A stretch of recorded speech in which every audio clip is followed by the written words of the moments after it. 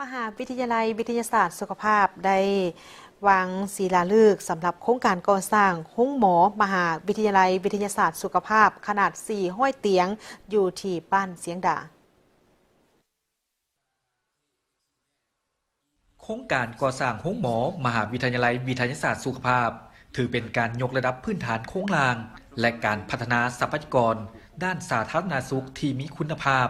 เพื่อเข้าบรรจุและหับไส้สังคมในสถานที่ให้บริการสาธารณสุขแต่ขั้นศูนย์กลางหาท้องถิ่น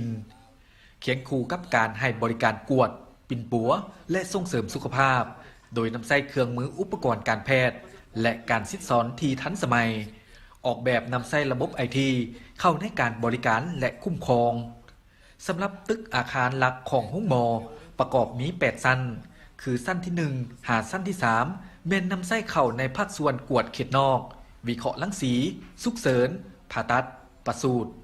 และสั้นที่4หาสั้นที่8แม่นสำหรับการปิ่นปัวและซิดสอนไปเคียงคู่กันซึ่งมีขนาด4ห้อยเตียงและแบ่งออกเป็น3ประเภทคือห้องพิเศษเตียงเดียวห้อง2เตียงและห้องรวมมูลค่าการก่อสร้างทั้งหมด80 ล้านกว่าดอลลาร์สหรัฐ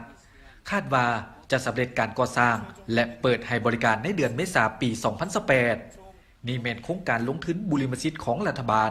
เข้าในแขนงการสาธารณสุขโดยนำใช้ทุนกู้ยืมดอกเบี้ยผ่อนผันจากธนาคารการค้าหุ้นส่วนนำเข้าและส่งออกสาธารณรัฐเกาหลีนอกจากตึกอาคารหลักจะสนองและติดตั้งอุปกรณ์การแพทย์ที่สำคัญสวยในการบ่งมติและปิ่นปัวเซน MRI CT สแกน CSSD และระบบออกซิแล้วยังมีสิ่งอำนวยความสะดวกด้านอื่นๆเช่นศูนย์อาหารห้องจักรไฟฟ้าสำรองระบบบำบัดน้ำเสียขี้เหงื่อทั่วไปบ่อนจอดรถจักรและรถใหญ่ให้แขกภายนอกและพนักงานตื่มอีกฐานนางใบคำคัตติยากล่าวในพิธีว่าห้องหมอวิทยาลัยวิทยาศาสตร์สุขภาพแห่งนี้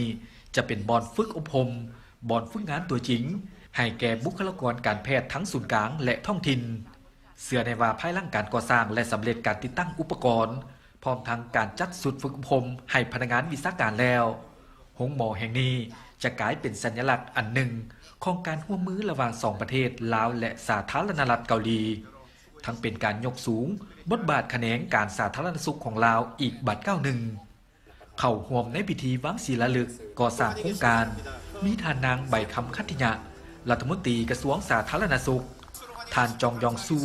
เอกอัครราชทูตสาธารณรัฐเกาหลีประจำลาวพร้อมด้วยผู้ต่างหน้าจากบรรดากระทรวงแขนงการ